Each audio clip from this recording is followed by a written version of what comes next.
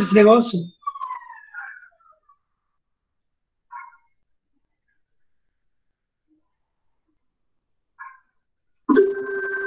Criando, oi, Bernardo. Dá aula para os três, então. Vamos lá. Eu coloquei lá no planejamento que a gente ia revisar a formação de Portugal, né? Ver o que vocês lembram da formação de Portugal. São 2 semanas sem aula. Eu sei que daí vocês guardam em algum lugar aí na cachola. E a gente precisa retomar isso para poder avançar. O que vocês lembram da formação de Portugal? Foi o último país que a gente estudou, né? A gente viu França, Inglaterra, Espanha e o último foi Portugal. O que vocês lembram sobre isso? A única coisa que eu lembro era que teve briga de família, só isso. Briga de família? Eu não lembro do nome. Eu não lembro os nomes. Os nomes, tu não lembra? Ninguém, eu não lembro de ninguém. Só lembro alguma coisa de Leão e Castela, tudo que eu lembro. Ó, já é alguma coisa. Eu lembro do Afonso. Leão e Castela. Quem que era o rei de Leão e Castela? O Afonso, não era? Minha caneta? Afonso, isso. Afonso VI. Afonso VI era rei de Leão e Castela. E como é que ele vai formar Portugal? Como é que é essa história da formação de Portugal? Quem lembra? Pela Guerra da Reconquista, né? Contra os... como era o nome deles? Eles não eram os mouros. Os mouros? Aí ele, pelo que eu sei, ele pede ajuda pro... Qual é o nome do cara? Henrique de Borgonha, isso mesmo. O Afonso VI, que era rei de Leão e Castela, que é da Espanha, né? Vai formar a Espanha. O Afonso VI queria expulsar os mouros da Península Ibérica, onde fica Portugal e Espanha. E ele vai pedir ajuda para o Henrique de Borgonha. O Henrique de Borgonha era a França. Tá? Um nobre francês, o Henrique de Borgonha, vai ajudar o Afonso VI a expulsar os mouros na guerra, que é chamada de Guerra da Reconquista, mas é claro que os mouros não chamam assim, né? Ótimo, Guerra da Reconquista. Beleza, começou a guerra. Afonso VI e Henrique de Borgonha de um lado e os mouros do outro. E eles vão tomar a Galícia, que faz parte da Espanha, vão tomar o Condado Portucalense, vão tomar outros territórios, só que Portugal se torna um feudo de Henrique de Borgonha. O que é isso? Daí ele meio que... Tem uma parte que faz parte do Henrique de Borgonha, tem uma parte de Portugal que é posse do Henrique. Condado Portugalense, né? Que era... Ele, em troca da ajuda, ele recebeu o Condado Portugalense. Daí é um feudo. Daí, tipo, todos os impostos vão para o Henrique de Borgonha. Isso aí. Basicamente os impostos, tá? A minha caneta não está funcionando ainda. Eles dominaram vários territórios nessa Guerra da Reconquista. Mas um território especificamente, o Condado Portucalense, ia trabalhar, ia produzir, ia pagar impostos para o Henrique de Borgonha. Em troca da ajuda, né? Na guerra. Como é que eu vou pagar a tua ajuda? Como é que eu não tenho como pagar a tua ajuda? Então faz assim. Tudo que for cobrado lá no Condado Portucalense vai para ti como pagamento durante um tempo. Além do Condado Portucalense, o Henrique de Borgonha recebeu mais o quê? A mão da filha do Afonso VI. Isso, a mão da filha do Afonso VI. Para casar com o filho dele. Alguém lembra o nome dele? Afonso Henriques? Afonso Henriques, para quem não lembrava do nome. A Ana, se não me engano, era o nome dela. Vai casar com o Afonso Henriques, e eles aqui vão ficar governando o Condado Portucalense. A tarefa do Afonso Henriques era cobrar os impostos e mandar para o pai. Cobrar os impostos e mandar para o pai. Cobrar os impostos e mandar para o pai. Essa era a tarefa. Pois é, Henrique. Pelo menos assim tu grava, cara. Ele não recebia nada desses impostos? Não, uma parte ficava, né? Uma parte ficava em Portugal, mas a maior parte ia como pagamento para... Ele se revoltou, então.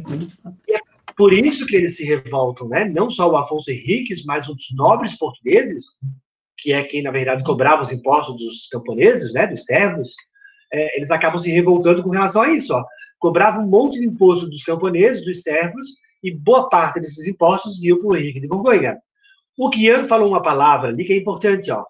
O Henrique de Borgonha tinha a posse do condado portucalense, mas a propriedade do condado portucalense era do Afonso VI. Ó, o condado portucalense é do Afonso VI. Só que, por enquanto, ele está sob posse do Henrique de Borgonha. Né? A diferença de posse e propriedade é basicamente assim, quer ver? Ó, propriedade é o dono. Posse está ocupando. Por exemplo, quem mora de aluguel, quem mora numa casa alugada, tem a posse da casa, não tem a propriedade. Né? Tu tem a posse durante um tempo. Quem comprou a casa tem a propriedade, é dela, a casa da pessoa. Tá? Então, é uma diferença. Ó, a propriedade do Afonso VI, a posse do Henrique de Borgonha, durante um tempo, para poder pagar a ajuda na guerra da Reconquista. Aí o Bernardo ali ainda comentou uma coisa que os islâmicos não chamariam de guerra da Reconquista, né? Não tem lógica, porque são os cristãos que estão reconquistando. Lembra que a gente está em plena época das cruzadas, né? Século XI, século XII, em plena época das cruzadas. Então, é uma cruzada na Península Ibérica. Uma cruzada que foi tocada pelo Afonso VI e pelo Henrique de Borgonha, que vai durar 400 anos, tá, gente? Essa guerra durou 400 anos. Ela só vai acabar a expulsão do último grupo de islâmicos numa cidade chamada Granada, na Espanha, bem no sul da Espanha. É o último foco de mouros que foi expulso da Península Ibérica. Então aquela terra era sagrada, né? Para durar 400 anos, para defender e para querer aquilo. Do ponto de vista cristão, sim, né? Ainda mais que o islamismo é a religião que mais cresce no mundo até hoje. Então, qualquer pedacinho que tu consegue proteger dos islâmicos, do ponto de vista cristão, católico especialmente, é importante. Né? Vocês, para aqueles que têm boa memória, devem lembrar que, inclusive, o feudalismo tem a ver com o islamismo. Né? Lá os reis franceses vão feudalizar a terra para impedir o avanço dos islâmicos. A Batalha de Poitiers, vencida por Carlos Martel, prefeito do palácio. Lembram disso lá no começo do ano? Tinha a ver com o avanço dos islâmicos sobre a Europa. E, inclusive, o Papa, nessa época, era um nobre, não era um religioso. Era escolhido entre os nobres uma pessoa que ia ser o Papa da Igreja Católica, o pontífice da Igreja Católica, justamente porque a Igreja Católica precisava mais de um líder guerreiro do que um líder religioso, por causa do islamismo. Né? Beleza. Bom, tá lá, Portugal. Pois é. Portugal era um condado, né? Era um feudo do Henrique de Borgonha, cansado de pagar impostos, de cobrar impostos e mandar para o pai. O Afonso Henriques vai dar um golpe no próprio pai e no sogro e vai declarar a independência de Portugal. Chega de pagar imposto para Henrique de Borgonha, para o meu pai, chega de tirar o dinheiro de Portugal, vamos ficar com o dinheiro aqui. Essa era a questão. Em 1139, essa data vocês não precisam gravar, é claro, né? Mas em 1139, o Afonso Henriques, com a ajuda dos nobres e dos burgueses, vai declarar a independência de Portugal. Óbvio que Leão e Castela não aceita, né? Vai ter uma guerra que não vai ser vencida pelo Afonso Henriques, vai ser vencida só mais tarde. Um rei chamado Sancho é que vai vencer essa guerra, né? E que vai declarar a independência efetivamente a independência de Portugal. Quando ele consegue tomar o Algarves, que é a região mais do sul de Portugal, é que daí formou Portugal completamente. A parte de Lisboa, ali do centro, e o sul de Portugal, que é o Algarves, onde esse rei tomou. Tá? A Igreja Católica vai reconhecer, o Afonso Henriques foi esperto, né? Se eu tiver do meu lado o Papa, Afonso VI e o Henrique de Borgonha vão baixar a bola, vão baixar a guarda. Que ninguém brigava com o Papa, que era a maior autoridade na época. Então, ele vai fazer um acordo com o Papa, ao invés de pagar para Henrique de Borgonha, uma parte daquilo que a gente pagava vai para ti, quem sabe? Daí tu apoia a nossa independência. O Papa, então, negocia, e daí Afonso VI e Henrique de Borgonha aceitam, baixa a guarda, beleza. Em 1143, se eu não me engano, foi reconhecida a independência de Portugal. Pronto, virou um país. Na verdade, é o primeiro país. Um território, que tem um limite, um governante para todo o território, e agora vai começar a desenvolver uma cultura, né? O que é ser português? Aí surge a bandeira, surge as lendas, surgem os heróis portugueses, a língua, né? Passa a ser oficial para todos que moram ali.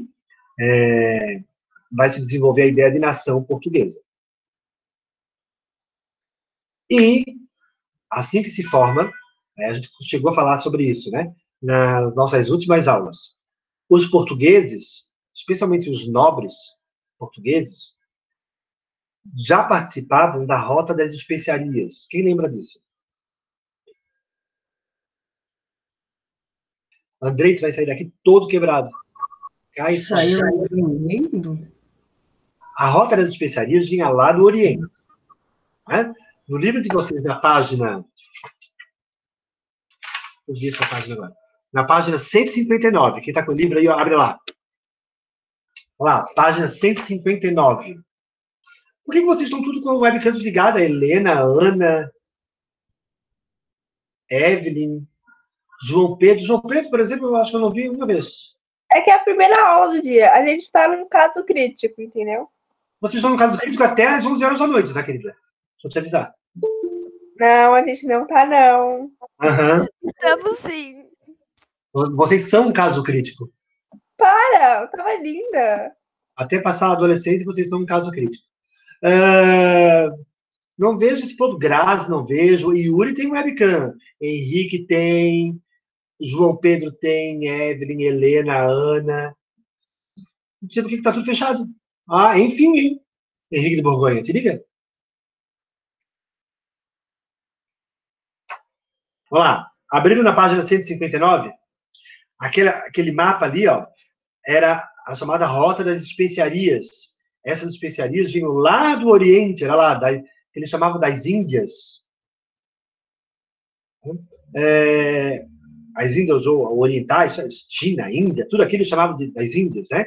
E de lá vinham esses produtos que ali do lado mostram, ó, canela, noz moscada, pimenta, açafrão, cravo, gengibre, tudo tempero, que eles usavam muito esses temperos na comida na Europa para tirar o gosto do estragado da carne. Lembra que a gente falou sobre isso? Não tinha geladeira, então as comidas eram mega temperadas para tirar esse gosto de ruim, né, de estragado. Esses produtos vinham de fora, vinham lá do Oriente, ali pelo Índico, aí entravam pelo Mar Vermelho, entravam ali pelo Oriente Próximo, e daqui eram vendidos para a Europa. Então, os portugueses já participavam dessa rota das especiarias. E os nobres portugueses compravam muito isso. Por quê? Quem é que lembra?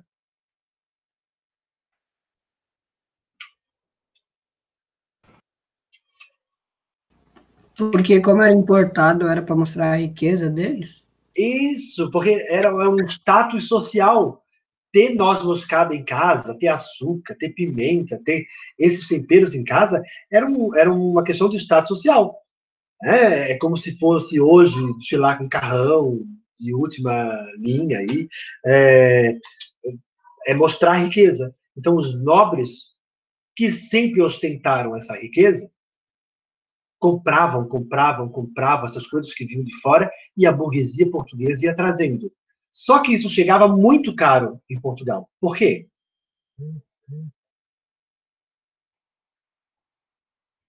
Porque Pagar meio que uns impostos para poder passar ali pelo canal de Suez ali do Mar Vermelho. Porque isso mesmo, não era uma pessoa que trazia lá das Índias até Portugal. Isso ia passando de comerciante para comerciante, era desse jeito que vinha. O comerciante da Índia vende para o outro, esse vende para o outro, esse vende para o outro. Então, ia vendendo sempre até chegar a Portugal. E cada vez que vendia, aumentava o valor. E daí chegava em Portugal valendo muitas vezes mais do que valia lá na fonte, lá nas Índias, o quilo ou um saco de pimenta, de noz moscada, de açúcar, seja lá o que for, valia muito menos da fonte. E daí chegava em Portugal valendo muito caro. valendo um valor muito alto. Mas a nobreza portuguesa comprava porque era um sinal de distinção social. Chegar na casa de um nobre e tomar um café com açúcar, a esposa de um nobre usar um vestido de seda, imagina um vestido de seda tingida ainda, né? De azul, de amarelo, de vermelho, que eram as cores mais caras da época. As pessoas usavam só o cru. Os ricos é que usavam uma roupa tingida. E a nobreza portuguesa acabou empobrecendo, se endividando muito, e a burguesia portuguesa acabou enriquecendo. Né? O que acontece? O que os nobres fizeram para tentar pagar as dívidas? Foram dando feudos? Oi? Foram dando feudos para Não. Ali que ele teve sustento dele? Aumentaram os impostos. Aumenta os impostos. Boa lembrança, Ana. Os nobres aumentam os impostos dos camponeses, dos servos, para poder pagar as dívidas que tinham contraído com os burgueses. Os camponeses fogem do campo, vão para a cidade em busca de emprego e de uma vida melhor, fugindo desse aumento dos impostos, e Portugal acaba tendo uma crise na agricultura. Então, Portugal já precisava daquilo que vinha de fora, das especiarias. Agora vai precisar também da coisa mais básica, do trigo, da cevada, da uva, das coisas mais básicas do dia a dia, aquilo que produzia. Portugal vai acabar dependendo também daquilo que vem de fora. O que isso tem a ver, André, com o que a gente está falando?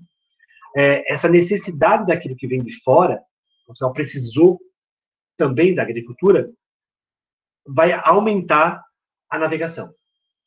Portugal precisou navegar mais para poder buscar fora o que não tem. Então, Portugal já tinha uma experiência grande em navegação, inclusive em navegação em mar aberto. Portugal navegava no Oceano Atlântico, costeando a Europa, costeando o norte da África.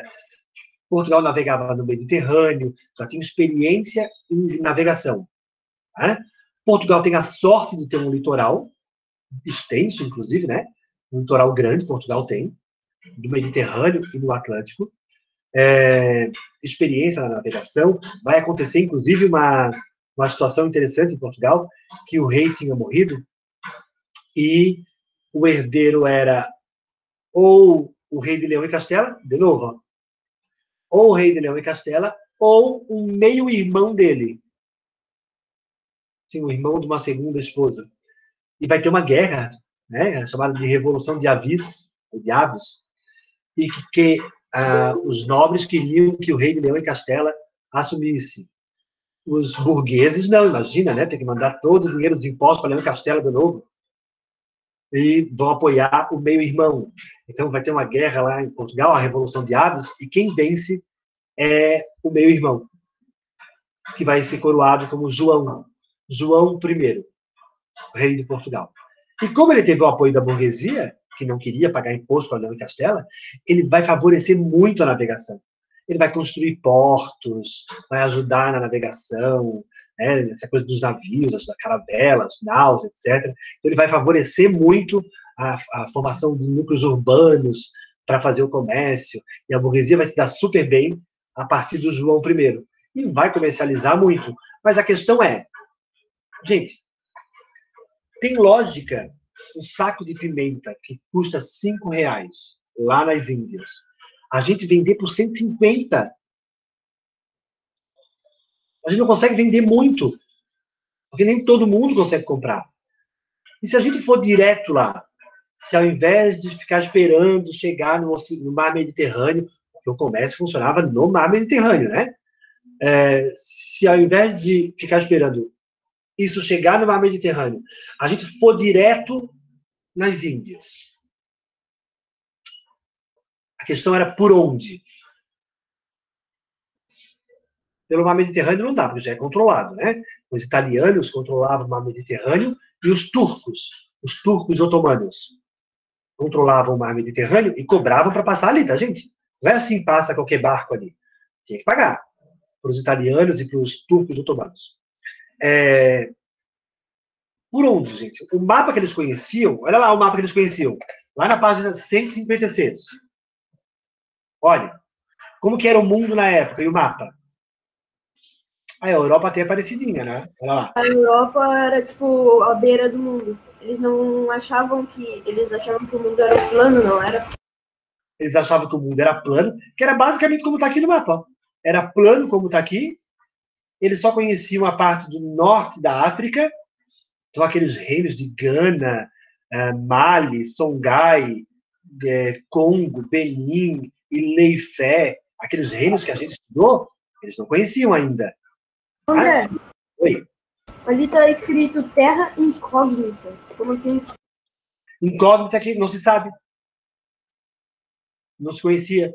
Eles sabem que a África continua, mas eles não sabiam até onde ia a África. E para eles, a Terra, que era um plano, era assim, desse jeito como está aqui, ó, chegava numa borda que tu cairia num abismo. Olha que viagem. Bom, uma viagem mais ou menos, né, gente? Vamos pensar os terraplanistas que estão aí defendendo essa teoria com os seus argumentos. Bom, de qualquer forma, o que os portugueses queriam era sair daqui da pontinha da Europa e chegar lá na Índia. Tá vendo como não dá para passar por cima? Por baixo, eles não sabem até onde vai a África. No sentido oeste, muito menos, né? Porque no sentido oeste, eles nem pensavam nisso, tá? Os portugueses, tinha alguns portugueses que defendiam, porque tinham lido Galileu Galilei, Copérnico, defendiam que a Terra era redonda, mas eles nem abriam a boca. Era perigoso falar sobre isso. Vale lembrar que Copérnico morreu porque falou isso. Foi julgado, condenado pela Igreja, porque defendia a esfericidade da Terra. O Galileu Galilei também foi falar disso, foi preso pela Igreja Católica, foi julgado, e o Galileu Galilei teve que recuar. Não, a Terra é plana. Galileu Galilei foi mais esperto, para não morrer, ele voltou atrás. Mas ele foi condenado à prisão domiciliar até a morte. Porque tinha falado que a Terra era um globo. E isso baseado nos estudos lá dos gregos, por exemplo, que falavam que a Terra era redonda, era um globo. Então, os navegadores acabavam não defendendo essa teoria, porque tinha a Igreja Católica que impedia. Se vocês prestarem atenção, no meio desse mapa da página 156, se vocês fizerem um X ali, vocês vão ver que mais ou menos no centro fica Jerusalém, que é o centro do mundo. Jerusalém, o centro do mundo, a igreja, o centro do mundo. Por isso que a igreja não queria que descobrissem que a Terra, na verdade, não era desse jeito. Porque ela sairia do centro. E toda a importância que ela tem, o que ela se dá nessa história. Então, os portugueses tinham uma única saída para chegar até as Índias. Ir costeando a África para ver onde vai dar. Eles não sabiam. Tá? Eles não conheciam abaixo do Saara, eles não sabiam da existência do que tinha lá. Eles achavam que ia acabar em algum momento o globo. E eles iam cair num abismo. E eles começam, e aos poucos, os portugueses, eles chamam esse projeto de périplo africano.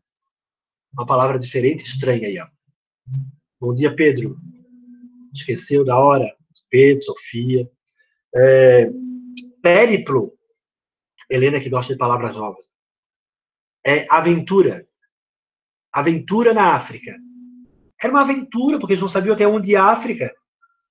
Olha o medo que eles tinham, era assim que eles armavam uma esquadra, caravelas, naus, iam até um lugar, dominavam aquele lugar e voltavam.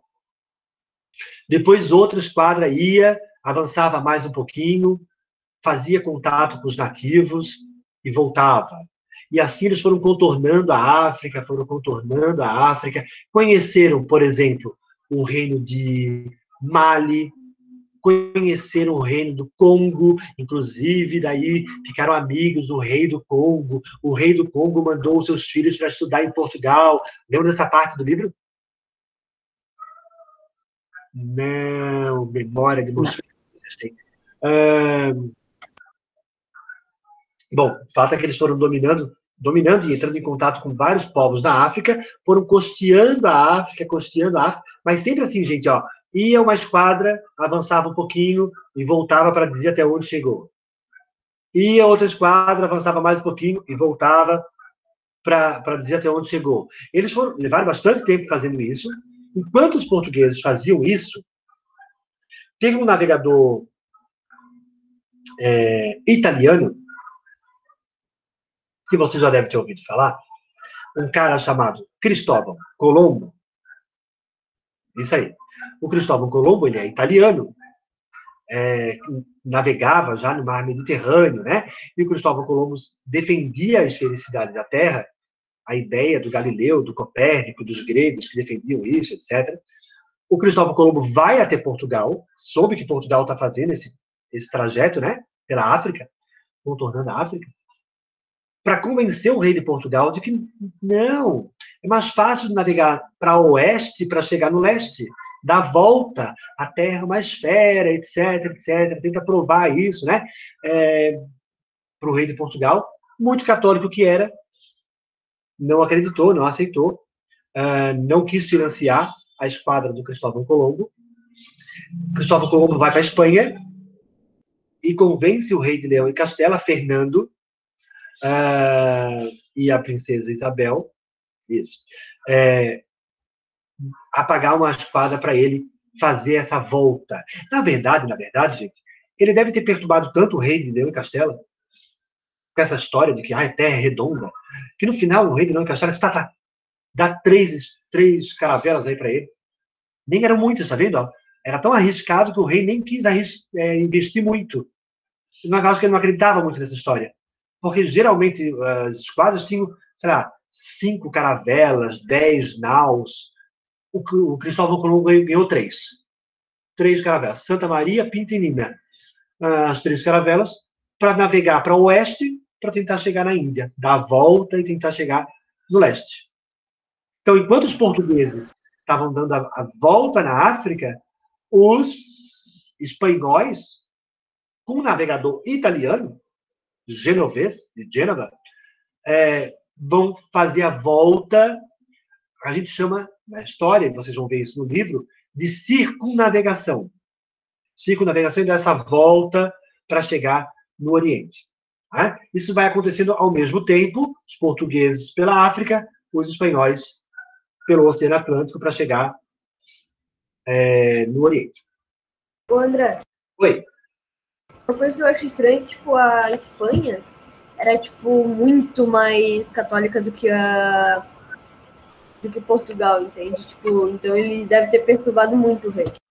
Sim, mas também tem o fato, eu penso, que o fato de Portugal ter se formado primeiro ajudou a ser ele o primeiro a fazer essa navegação. Os espanhóis ainda estavam tentando resolver os problemas internos, brigando com os mouros, tentando expulsar os mouros da região do sul da Espanha, estavam se formando ainda. Portugal já era o primeiro. E daí, quando a Espanha se deu conta, opa, saiu atrasado. E agora? O que a gente vai fazer? Então, os portugueses se deram bem, porque os portugueses se formaram primeiro, já tinham um rei, já tinham uma burguesia rica, já tinham acabado as guerras, e acabaram se jogando no Oceano Atlântico primeiro. Foram os desbravadores do Oceano Atlântico, tanto que vão dominar várias ilhas no Atlântico que são de Portugal, ó. Arquipélago de Açores, Madeira, Cabo Verde, toda essa região do litoral africano são de Portugal. Vários países do litoral da África falam português. Angola, Moçambique, Guiné, tem mais. Eu me recordo agora onde era Ilê e Fé, vai ser de Portugal.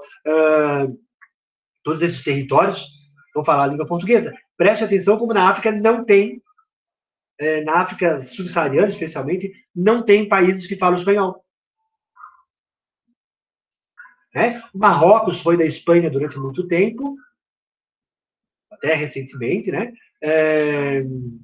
depois vai passar para a mão da Alemanha, depois vai passar para a mão da França, acontece a Primeira Guerra Mundial, também por causa do Marrocos, mas isso é mais recentemente, no século XX, mas não tem países que falam espanhol na África. A maior parte dos países que falam espanhol estão onde? América Central. Na América. Porque os espanhóis vieram em direção à América, sem saber que tinha América, gente? Eles achavam que iam dar a volta e iam chegar no Oriente. Os portugueses fizeram o contorno da África. Só que daí o Colombo, em 1492, acabou chegando nas ilhas da América Central ali, achando que tinha chego na Índia. Quando ele esbarrou aqui na América, ele achou que tinha completado a volta e tinha chego na Índia.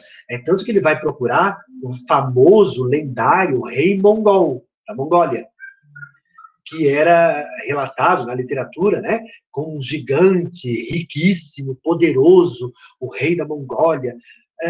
E ele vai encontrar o rei asteca, gigante, rico, poderoso.